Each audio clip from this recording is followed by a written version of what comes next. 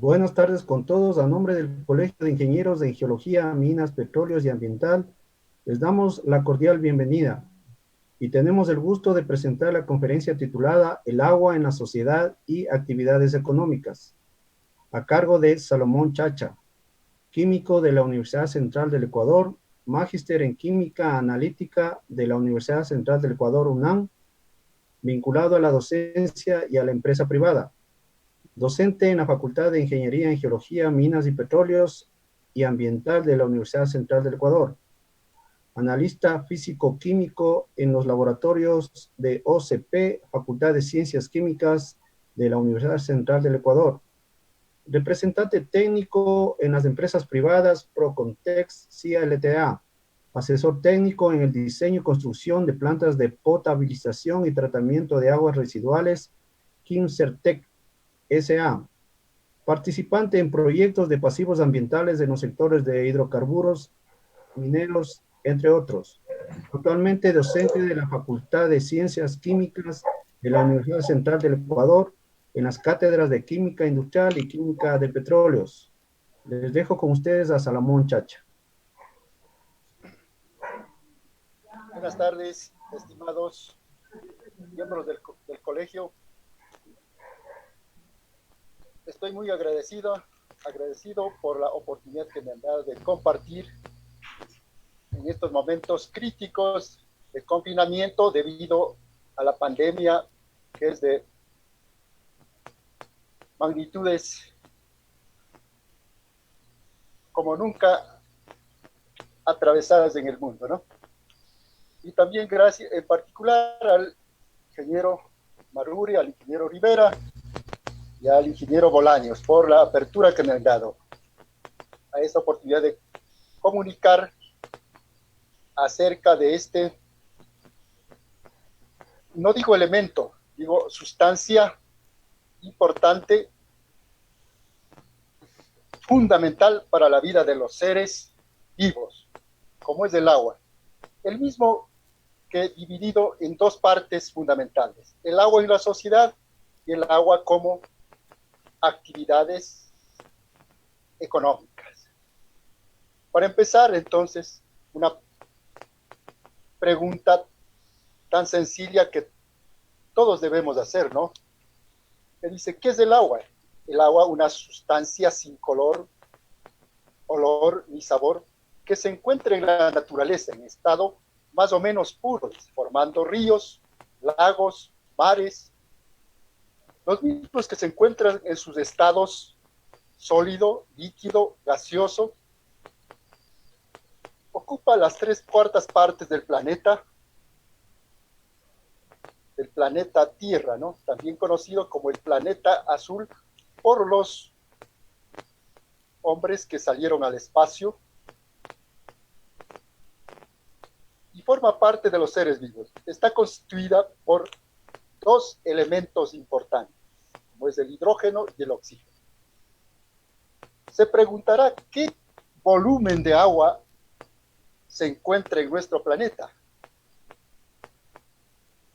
Según los cálculos por los expertos, se dice que hay entre 1.500 millones de kilómetros cúbicos, los mismos que se encuentran distribuidos el 97.2% en los mares, 2.15% en los casquetes polares y glaciares, 0.6% como agua superficial, es decir, que se encuentra en los suelos y más conocido como aguas subterráneas. También el agua superficial, la misma que representa lagos, mares, apenas con un 0.19%. El agua atmosférica, es decir, el vapor de agua que se encuentra en la atmósfera, es apenas de una milésima% de agua.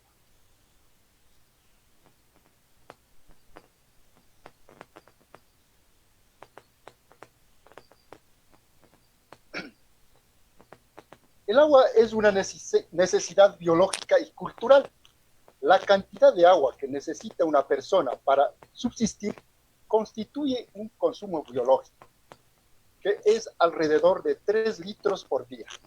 El consumo de agua por personas en los países desarrollados es de 300 litros, mientras que en los países subdesarrollados apenas 25 litros. Y lo recomendado por la Organización Mundial de la Salud es de 80 litros para las necesidades vitales e higiene personal. Estos tipos de consumo, estos valores contrastan con las personas ejecutivas, hablemos de los países desarrollados, los que viven en Nueva York o una persona que viva en Alemania, en Múnich, con una persona que viva en el Congo, en los países subdesarrollados, a pesar de necesitar los 3 litros de agua por litro como consumo biológico, sin embargo, las personas, por su poder económico, consumen más de lo que recomienda la Organización Mundial. Entonces ahí el contraste entre los países pobres y los países ricos, que tiene también incidencia en este líquido vital. Agua y política. Las páginas de los periódicos recogen todos los días multitud de conflictos entre estados o en el interior de los mismos. Se ha visto, en especial, entre los países, obviamente, ricos, ¿no? Las grandes transnacionales, como que están más orientados a la parte económica, a los réditos. ¿Cómo que aparezca mi foto? De estos, de los yacimientos y de las fuentes de este mineral. Su influjo ha sido siempre evidente en las relaciones entre los pueblos. La salida al mar ha sido para muchos países una constante reivindicación, acompañada en muchos casos por acciones bélicas. Un caso patético aquí en América Latina es el conflicto entre Bolivia y Chile, ¿no? Sí. Por la salida al mar. Asimismo, los estrechos han constituido profundas separaciones entre estados. Tenemos uno de los conflictos en el Medio Oriente, en el Golfo Pérsico, por ejemplo, el canal de Hormuz, en el cual transita petróleo, ¿no? Que nuevamente tomaré ese punto más luego. El papel de los cursos fluviales es igual de contradictorio. Las grandes civilizaciones nacieron en los ríos caudalosos. El dominio del mar ha constituido desde la más remota antigüedad un objetivo en todas las estrategias bélicas, con la finalidad de proteger sus fronteras y también conservar las rutas comerciales. En la actualidad se ve que grandes buques americanos, rusos, chinos, se encuentran surcando los mares del mundo y haciendo ver su hegemonía política desde este punto de vista. ¿Sí?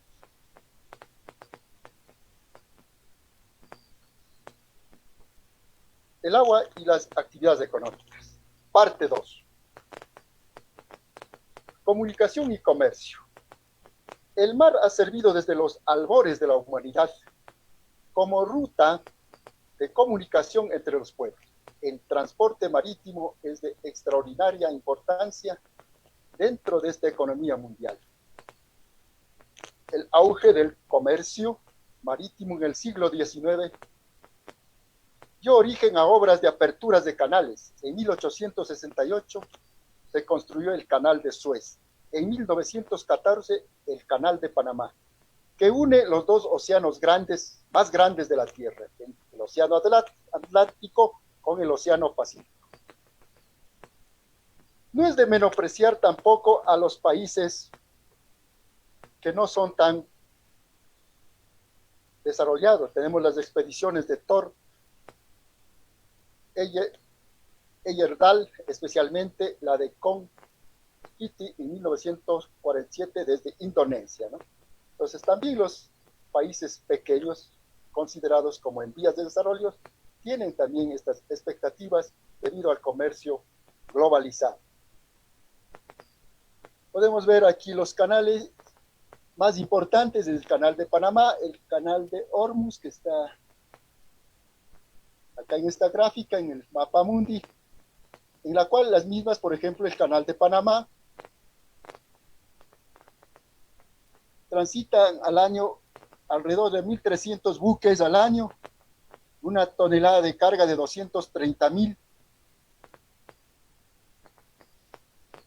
igualmente al año. Inaugurado en el 1914, que tiene una longitud de 80 kilómetros de océano de las costas de las costas del Atlántico hacia las costas del Pacífico. Bueno, siguiendo dentro de lo que es la actividad económica relacionada con el agua, la forma de vida del hombre experimentó un cambio radical hace unos 10.000 años. Surgió la práctica del riego. Los procedimientos tradicionales de riego se desperdicia más de la mitad del agua. La aspersión, algo más rentable, 70-80%. El sistema de goteo, el 95%. Los cultivos hidropónicos constituyen hoy los sistemas actuales de regadío más sofisticados.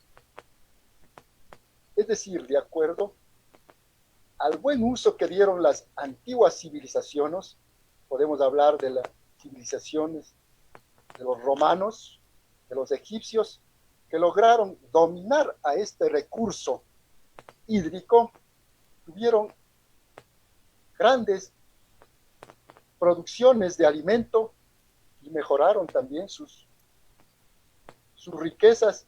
Fueron pueblos de la misma manera, surgieron también su avance tecnológico de aquellas épocas y lograron así seguir conquistando muchos pueblos por la riqueza obtenida a través de la producción agrícola.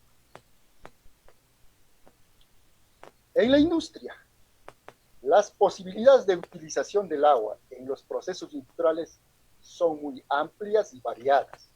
El agua de mar sirve como refrigerante, como fuentes de diversos productos químicos. Podemos obtener del agua del mar la sal, el magnesio, bromo y sus derivados. La capacidad de refrigeración del agua ha hecho de este elemento, de esta sustancia, un uso muy importante en la industria. La aplicación más reciente y espectacular de esta propiedad será el caso de las centrales térmicas y nucleares, las mismas que se utiliza este recurso para la refrigeración de los sistemas. En el campo de su utilización como materia prima, se destaca el proceso de la electrólisis, en la cual se logra separar los dos elementos que está compuesto el agua, es decir, el hidrógeno y el oxígeno. Estos procesos, a pesar que son factibles, económicamente no es tan rentable como el obtener, por ejemplo, al obtener oxígeno por este método, es más caro el proceso que obtener por los métodos de licuefacción del aire, que todavía aún son económicos la extracción del oxígeno del aire por los métodos de licuefacción. Y luego la destilación. El agua con fines industriales para determinados procesos requieren un grado de pureza. Es decir, por ejemplo, para utilizar en los calderos que tienen ahí la gráfica, necesito tener una agua no dura, porque si en caso de que el agua es dura, me va a obstruir por la presencia de calcio y magnesio en las cañerías de la instalación de la caldera. Es así igual en los procesos de limpieza de los textiles, también hay un problema con la presencia de impurezas. Si, por ejemplo, hay partículas de hierro, de compuestos de hierro, las telas se van a manchar y por lo tanto se va a dañar el proceso. También cuando en la fabricación de celulosa es muy importante que no haya presencia de hierro, porque yo estoy sacando un papel blanco, obviamente me va a salir manchas de este metal que es el hierro, ¿no? Por lo tanto, en estos procesos industriales es necesario tener mucha precaución y llevar a las concentraciones apropiadas, es decir, una calidad de agua que se pueda utilizar. El agua también tiene que ver mucho con la energía. Un mundo sin agua sería un mundo sin energía. El agua calentada por el sol almacena una energía térmica que le hará evaporarse y ascender en la atmósfera hasta su condensación. El oleaje del mar, el flujo o reflujo de las mareas, constituye una fuente de energía barata y prácticamente no explotada, por la sencilla razón de que las olas en el mar no son constantes. Puede haber unos mares con bastantes movimientos, mareas, pero no se puede disponer, por ejemplo, si yo genero energía eléctrica para hora pico. Entonces, esos son los inconvenientes, ¿no? La capacidad de almacenamiento de energía. Se aprovecha esta propiedad que tiene el agua, de la capacidad calorífica, ¿no? En donde absorbe la energía y pasa al estado de vapor. Muchas son las perspectivas que intentan impulsar la producción de energía térmica marina. ¿En qué consiste eso? En la diferencia de temperatura. ¿Sí? La temperatura de las aguas superficiales del mar es caliente y en el fondo del mar son aguas frías. Entonces hay una diferencia de temperatura. Aplicando los principios de la termodinámica, se puede construir un sistema térmica marina, ¿no? Para producir energía eléctrica. Tenemos una gráfica de una central hidroeléctrica que es una energía limpia. La minería. La minería es una actividad económica del sector primario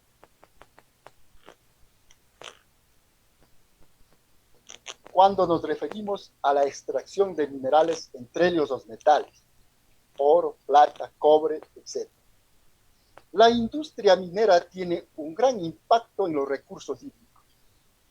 Según la encuesta geológica de los Estados Unidos, USGS, se extrajeron 4.000 millones de galones de agua en el 2015. El 70% correspondía a las aguas subterráneas.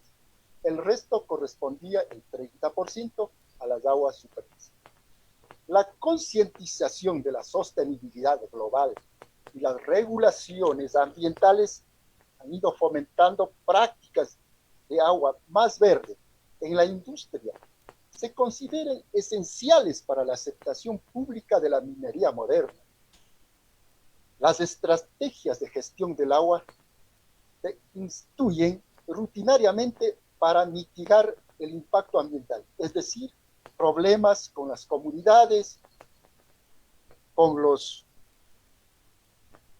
las vertientes, es decir, con las aguas superficiales de los ríos.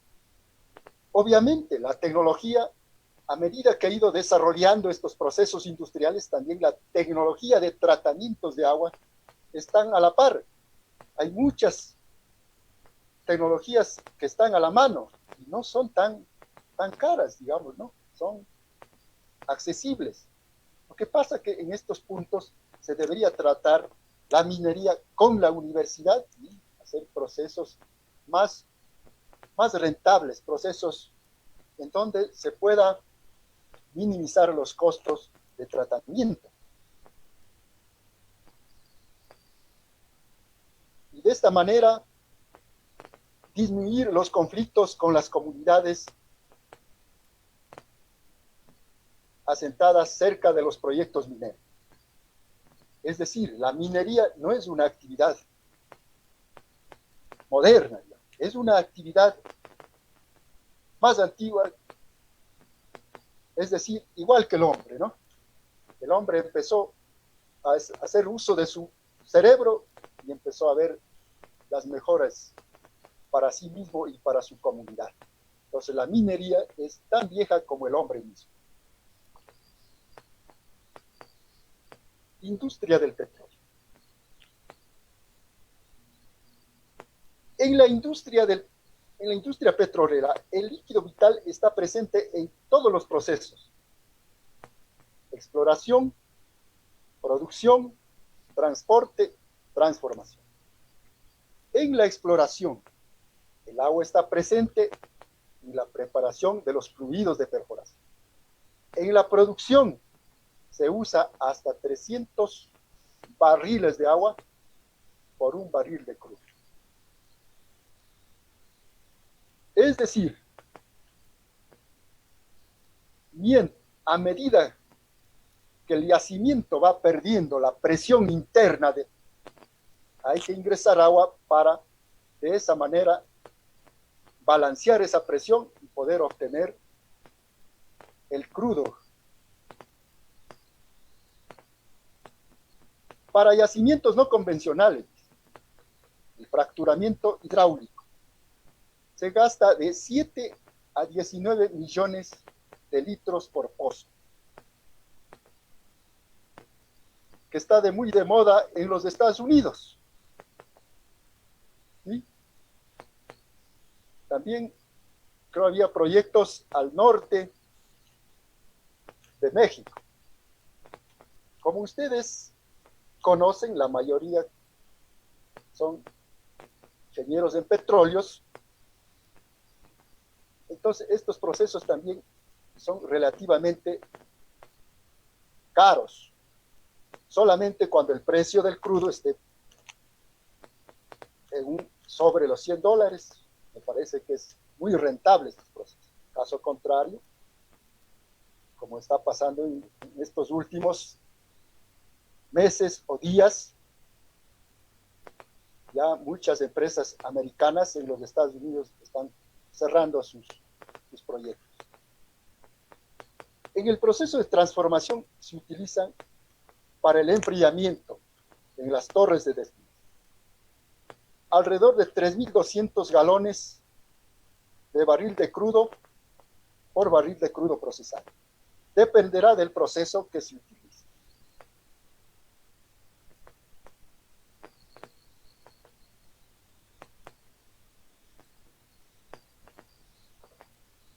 Bueno, en resumen, para producir desde el crecimiento de un ganado vacuno y llegar a obtener 1 kilo de carne, se gasta 1.000 litros de agua. Para obtener un vaso de leche, se gasta 200 litros de agua. Un medio kilo de pollo, de carne de pollo, ¿no? 2.000 litros de agua. Un medio kilo de pasta, se refiere a la pasta dental, 500 litros de agua. Para obtener 1 litro de cerveza, 300 litros de agua. Para obtener 1 litro de vino, 900 litros de agua. 1 litro de agua embotellada, 3 litros de agua. Un traje de caballero, 5.500 litros. Un par de zapatillas de deporte, 4.400 litros. Un pantalón vaquero, 3.000 litros. Una media de mujer, medio litro de agua. Se refiere a la media nylon. Un huevo de gallina, 450 litros. Un automóvil, 148.000 litros. Un barril de petróleo refinado, ya hablamos que estaba entre los 3.200 litros. Una botella de plástico de 1 litro, 80 litros. Una hoja de papel A4, 10 litros de agua. Estos son solo algunos ejemplos. Por todo ello, una reflexión a que el uso responsable del agua al consumir en la industria. La respuesta está en ambas partes. Menos consumo significa menor producción. Escogeremos este camino sostenible. Es decir, cada vez los procesos se van optimizando y al optimizar los procesos se van mejorando tanto los costos de producción y el consumo de agua. Bueno, esto no queda ahí, ¿no? Sigue en adelante. El agua que utilizamos tenemos que regresar o descargar a las fuentes del alcantarillado o si no a las fuentes de agua, ¿no? En la cual se puede hacer también tratamientos. Esto conlleva una concientización y la decisión, una concientización a los que no usamos de este recurso y también una decisión más responsable de parte de las autoridades que están bajo el control de este líquido vital. Muchas gracias. Esto es todo en cuanto he podido preparar para esta charla. Espero que haya llenado las expectativas. Más adelante estaré contribuyendo para hablar sobre los tratamientos. Muchas gracias. Si hay alguna pregunta, por favor, que me lo hagan llegar.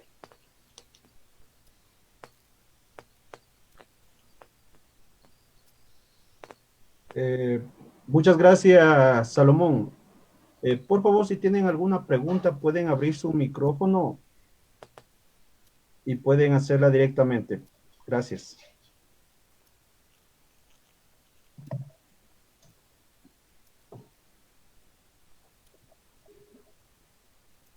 Bueno, Salomón, tengo una pregunta que ha llegado. No sé si Carlos nos ayuda con la pregunta. Ya te leo. La pregunta es la siguiente. Dice, Ana Olaya escribe, usted señala que el consumo en países desarrollados es de aproximadamente 300 y en los subdesarrollados es de aproximadamente 25. En realidad, la diferencia en consumo obedece al nivel de desarrollo. ¿Por qué entonces en Quito, por ejemplo, el consumo es de 250 litros por día y un promedio similar en el Ecuador? Bueno, yo estoy hablando más a los sectores. En este caso, hice una comparación entre Estados Unidos, Alemania versus África, ¿no? ¿Sí? Obviamente nuestro país también es desarrollado, pero hemos sido beneficiados por la madre naturaleza. ¿Sí? Tenemos recursos hídricos, creo que sin problemas hasta el año 2030, aquí en Quito en particular. Buenas tardes. Sí, en realidad mi pregunta era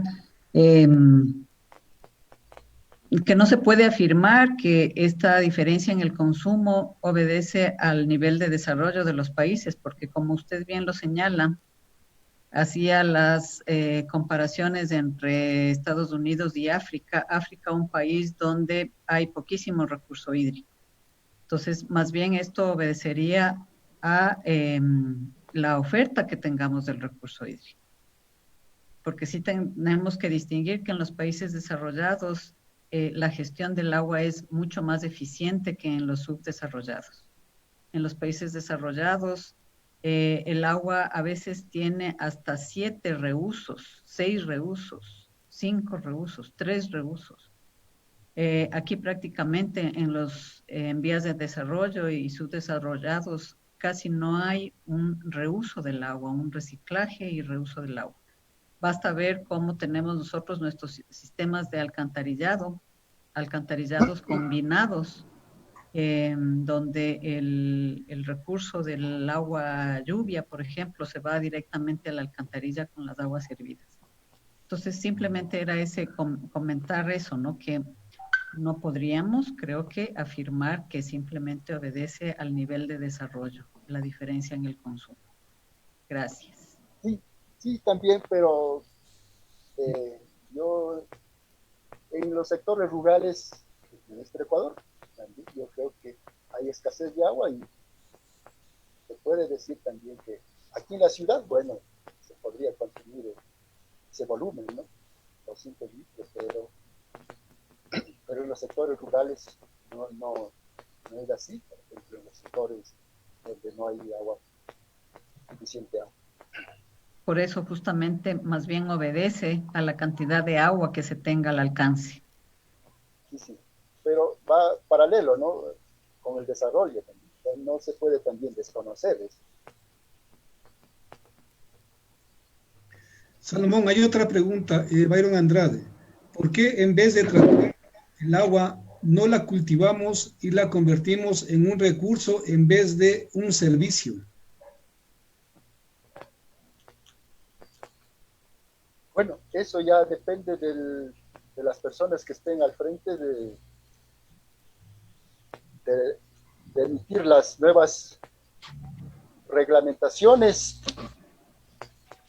las leyes, pues, ¿no? Eso ya tendríamos que apuntar, organizarnos y pedir que se reforme la ley de aguas, ¿sí? Que sea un recurso indispensable como ser el aire, yo qué sé, ¿no? ¿Sí? Inclusive que no tenga costo, tal vez. Eso ya sería de organizarnos y pedir mancomunadamente por medio del colegio de ingenieros también ambientales. Listo, si alguien tiene alguna otra pregunta, por favor encienda el micrófono y lo puede hacer directamente.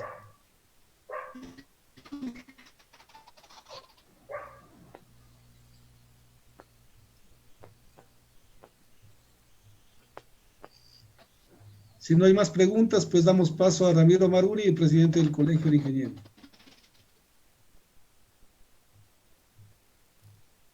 Bueno, muchas gracias, Salomón, por la charla, por la conferencia. Les agradecemos a todos ustedes por haber participado en nombre del Colegio de Ingenieros de Geología, Minas, Petróleos y Ambiental, por haberse dado el tiempo de compartir esta charla del agua, un recurso importante, vital para cada ciudadano, para cada actividad. Muchas gracias, les esperamos para el día martes de la próxima semana unas nuevas conferencias. Gracias, buenas tardes. Gracias a todos, gracias Salomón y